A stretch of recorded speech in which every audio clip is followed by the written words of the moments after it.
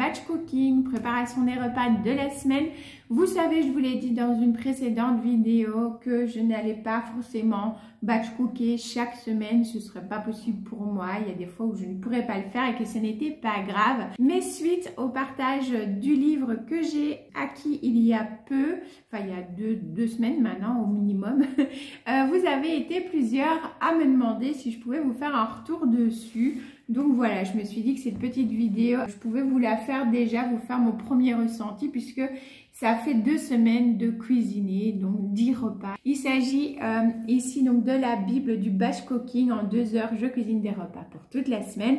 Vous avez 44 menus, 220 repas, avec des repas un peu spécial débutants, des repas batch cooking libre, des menus thématiques sans viande, light, spécial lunchbox, qui vous sont démontrés avec une petite pastille. Je vais vous montrer. Et c'est classé par saison. Donc, la bâche de garde de la saison se compose comme ceci. Vous avez d'abord le menu de la semaine et le fameux petit patch, comme je vous disais juste là. Ici, il était mis spécial débutant. Ensuite, vous avez toute la liste de courses qu'il va vous falloir pour préparer ces 5 repas, puisque donc c'est une préparation pour 5 jours, donc vraiment la semaine. Je dis la semaine parce que là, c'est présenté la semaine. Moi, par exemple, je cuisine plutôt le dimanche. Comme ça, voilà, j'ai vraiment pour lundi, mardi, mercredi, jeudi, vendredi. Si vous travaillez les week-ends, ici à la fin, on vous dit quand tout est prêt, ce qu'il faut mettre au réfrigérateur, ce qu'il faut mettre au congélateur. Et on vous met en parenthèse le nombre de jours que vous allez pouvoir conserver ces repas. Donc c'est top si justement, je ne sais pas, vous êtes obligé de cuisiner le mercredi, c'est votre seul jour de congé, vous travaillez les week-ends. Ne vous tracassez pas de vous dire « Ah oui, mais c'est marqué lundi, mardi ». C'est indicatif, hein. Vous faites un petit peu quand vous voulez, vous cuisinez quand vous voulez. Vous avez ici le nombre de jours que ça se conserve, donc vous pouvez très bien adapter en conséquence en fonction de votre propre emploi du temps. Donc c'est ça qui est top. Donc voilà un petit peu. Ensuite, vous avez la préparation, c'est très bien expliqué. Enfin moi je trouve en tout cas c'est assez facile de suivre les recettes. Ça permet d'avoir des recettes, de manger de manière un peu plus variée, puisque voilà, c'est des recettes qu'on n'a pas forcément déjà cuisinées. Ça permet de manger aussi un petit peu plus sainement, puisqu'on a moins tendance à se dire « Ah, ce soir, j'ai pas envie, je suis fatiguée, on mange des frites. » Et d'aller chercher voilà, des frites, etc. Alors ça nous arrive encore. Je suis belge, écoutez, les frites... Voilà, mais j'ai dans l'optique voilà, de manger un peu plus sainement parce que pour ma santé c'est très important. Il faut que j'arrive à me refaire un rééquilibrage comme j'avais pu réussir à faire il y a quelques années. Grâce à ce livre-là, ça me permet aussi d'avoir des idées de cuisine puisque les recettes sont déjà toutes prêtes, elles sont déjà là à disposition, il n'y a plus qu'à. Puisque parfois ça m'embête de chercher 10 ans sur internet après une recherche pour au final la faire et puis qu'elle soit bof bof. Là jusqu'à présent en tout cas moi j'ai très bien mangé, ma fille aussi, mon mari aussi, même si ma fille et mon mari les légumes c'est compliqué et comme justement il y a pas mal de légumes parfois il y a des recettes où ils apprécient un peu moins, mais ça c'est parce qu'il faut qu'ils s'y fassent. Moi j'adore les légumes, donc voilà, eux c'est pas trop leur cas. Ma fille passe encore, monsieur l'assistant, il a du mal avec certains légumes. Tout ce qui va être plus crudité, salade, radis, carottes, concombres, de la roquette, de la mâche, voilà, tout ça, ça passe. Mais quand on commence à rentrer dans des courgettes, du brocoli, là ça commence à être un petit peu plus compliqué pour lui, mais il mange. Voilà, il mange. Donc voilà, et puis ça permet aussi, et ça c'est cool parce que c'est quelque chose que j'avais envie de faire. Et comme j'avais pas toujours des idées de recettes, c'était compliqué au fait pour moi. C'est de pas forcément manger de la viande tous les jours. Alors on mangeait pas de la viande tous les jours, mais quand même pas mal de fois sur la semaine et je trouvais que c'était beaucoup. Et j'avais cette envie, j'en avais déjà discuté avec une autre personne, j'avais envie de diminuer vraiment ma consommation de viande. Et grâce à ce livre-là, ça permet de le faire parce que par exemple la première semaine, sur les 5 jours, il n'y avait que le mardi où il y avait de la viande, tout le reste c'était soit des œufs ou alors des légumes, des choses comme ça. Et dans le menu de cette semaine que je vous présente ici du coup, aujourd'hui de la viande et mercredi ça va être des rillettes, donc du maquereau et du thon. Donc voilà, ça permet aussi du coup de diminuer sa consommation de viande, d'en manger de façon plus raisonnable et ça moi je suis très contente. Oui, je vous montre et je vous en parle. Donc du coup, ça c'est moi qui l'ai fait. Petite astuce en passant, si vous aussi vous avez envie d'afficher votre petit menu de la semaine pour votre famille. Voilà, moi je l'ai fait comme ceci. J'ai fait le petit design moi-même sur Canva. Et je l'ai mis dans ce petit cadre en verre parce que ça me permet du coup de ne pas réimprimer chaque semaine. C'est tout simplement avec des feutres où on peut écrire voilà, sur du verre, sur de la porcelaine, que j'avais depuis un moment, je les avais achetés chez Action. Voilà, des petits feutres exprès pour le verre, la porcelaine, qui sont très faciles à effacer. Voilà, il suffit de prendre un petit chiffon humide, hop, et ça s'efface, donc c'est génial. Et du coup, ça permet voilà, d'afficher le menu pour la famille, comme ça, ma fille, mon mari savent ce qu'on va manger le jour même ou le lendemain. Et j'efface et je réécris à l'infini en ayant imprimé qu'une seule feuille et pas 36 000 au courant de l'année. Donc voilà, petite astuce si ça vous dit. Donc voilà un petit peu pour le livre. Vous pouvez aussi switcher des aliments s'il y a des aliments que vous n'avez pas trouvés. Vous mettez un plat qu'on a mangé hier. Normalement, il fallait des sucrines en plus des courgettes. Je n'ai pas trouvé de sucrines. Moi, j'ai mis un chou-fleur. Voilà, c'était très bon aussi avec le chou-fleur. Si vous avez des régimes particuliers, pour ceux qui me connaissent, vous savez que moi, j'utilise plutôt du lait et de la crème végétale. Dans ce livre-ci, c'est pas marqué des laits et des crèmes végétales.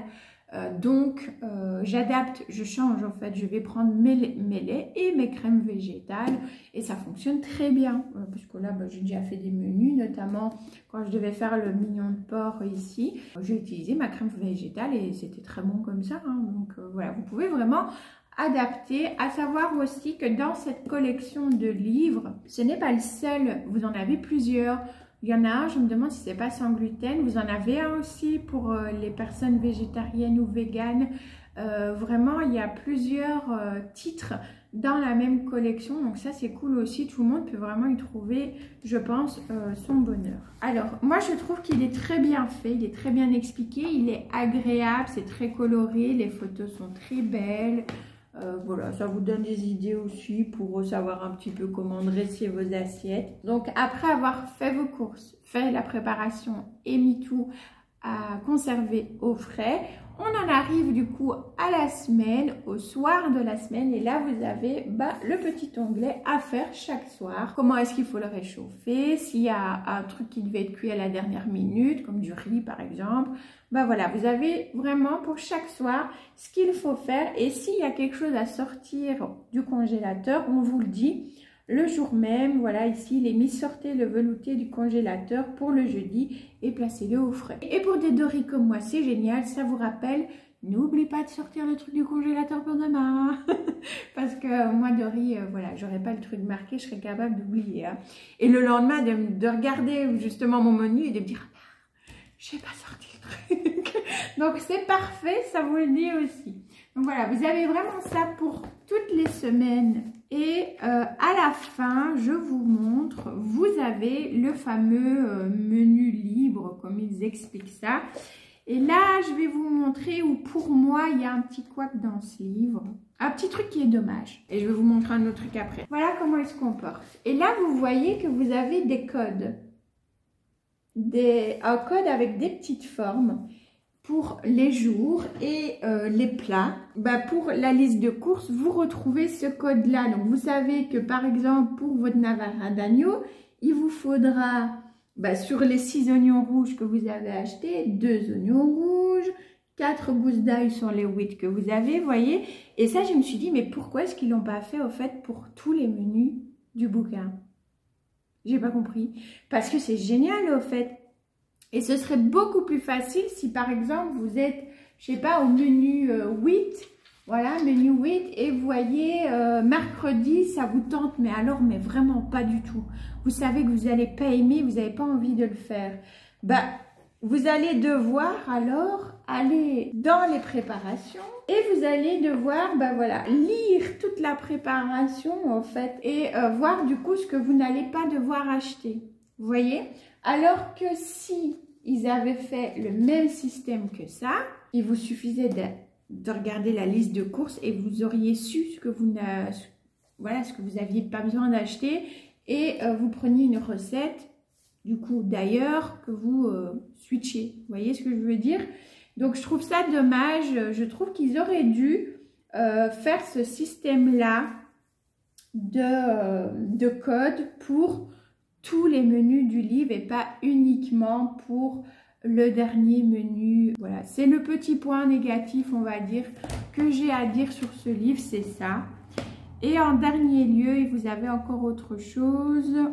Vous avez ce qu'ils appellent les recettes alternatives. C'est des petites recettes en plus, voilà, que vous pouvez prendre pour switcher peut-être un repas de la semaine. Et vous avez ça pour chaque saison. Et à la fin, je crois que vous avez même pour faire des petites notes. Oui, voilà, à la fin du livre, vous avez les petites notes. Au début du livre, on vous explique ce qu'est le batch cooking, comment ça marche, avec aussi les avantages et les inconvénients du batch cooking, parce que il y en a, le matériel à avoir. Et ce qui est génial aussi, c'est que vous avez ici le placard de base. Donc ça, c'est les choses à toujours avoir dans votre placard. Et comme moi j'ai acheté ce livre-ci juste après avoir fait ce que j'appelle mes grosses courses du mois, puisqu'on va vraiment une fois par mois, c'est plus facile pour nous faire les grosses courses, donc des choses qui se conservent, les pâtes, le riz, et en même temps je prends quand même quelques légumes et fruits déjà de base. Et ça, du coup, ça va pas me faire le mois, on est bien d'accord.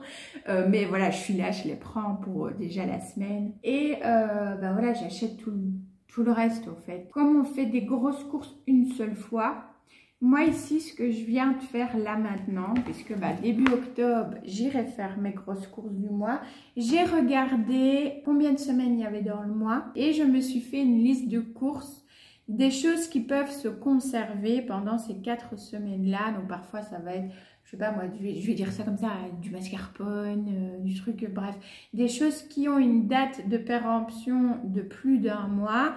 Je vais du coup déjà les acheter, comme ça je les aurai déjà au frais ou dans mes placards et je ne dois pas aller chaque semaine faire les courses. La seule chose dont il faudra que j'achète chaque semaine, ça va être plus au niveau des fruits et des légumes par exemple. Voilà, je me suis déjà préparé ma grande liste de courses pour les 4 semaines et je ferai mes courses en conséquence. Et je vais également regarder ici dans le placard de base, ça je ne l'ai pas encore fait, il faut que je les marque tout ce qu'il faut. On vous met les épices basiques, les condiments, les céréales et lumineuses à toujours avoir dans votre placard. Ensuite, on vous explique le batch cooking sur mesure. Comment faire vos listes de courses, qu'il faut faire au préalable, cuisson. Donc c'est vraiment bien fait, ça vous explique tout pour bien démarrer un batch cooking et après à vous voilà, de switcher quand ça vous dit, quand vous avez envie, quand il y a un plat qui ne vous plaît pas et d'adapter en fonction de vos propres besoins, vos propres régimes. Si vous prenez celui-ci, c'est le classique, donc fatalement il y aura de la viande, il y aura du poisson, mais en moindre quantité. Si vous en mangez, mais que comme moi, vous souhaitez quand même réduire un petit peu, ça va vous y aider aussi, puisque il n'y a pas de la viande ou du poisson à chaque plat. C'est plutôt pas mal. Je vais essayer de vous insérer juste après quelques petites images. J'ai pas pris en photo tous les plats, mais comme j'ai pas fini cette vidéo, que je la filme un petit peu en avance, voilà, les plats de cette semaine, je vais essayer de vous faire une petite photo du rendu, de ce que ça donne, comme ça vous verrez un petit peu. À savoir déjà que le repas par exemple de ce soir, normalement c'était des briques au veau, donc vous savez les feuilles de briques que vous utilisez pour faire par exemple vos samosas. Moi j'en ai pas trouvé. J'avais dans le frigo une pâte feuilletée. Voilà, j'ai remplacé, au lieu de mettre de faire des petites briques. Et ben je l'ai fait en rouleau, en pâte feuilletée avec la viande et la farce à l'intérieur, tout simplement. Voilà, et ça a été cuit. Et puis congelé, du coup il fallait congeler, donc aujourd'hui c'est ce qu'on va déguster, donc voilà, je dis vraiment vous pouvez adapter. Voilà un petit peu du coup pour ma nouvelle organisation. Si ça vous dit, je vous ferai des vidéos retour de course pour les 4 semaines, si comme moi vous êtes plutôt du style à ne pas savoir faire forcément des courses qui prennent du temps chaque semaine ou que vous ne pouvez pas tout simplement le faire. Si ça peut vous intéresser que je vous fasse des retours de courses, bah, n'hésitez pas et je vous ferai ça sans problème. Dites-le moi du coup en commentaire. N'hésitez pas aussi à me partager si vous aussi vous connaissiez le batch cooking, si vous en faites aussi quand vous avez le temps. Encore une fois, on n'est pas parfait, on ne sait pas forcément batch cooker toutes les semaines. C'est pas possible pour tout le monde et ce n'est pas grave, encore une fois, voilà. Mais voilà, si jamais vous connaissiez, vous batch cookez aussi un petit peu de temps en temps, n'hésitez surtout pas à me le dire en commentaire. J'espère que cette vidéo sur batch cooking, mon organisation, petite astuce menu de semaine, etc. Vous aura plu et quant à moi, je vous fais plein de bisous green, toujours comme d'hab. Et on se retrouve dimanche pour une vidéo plante. Ciao, ciao!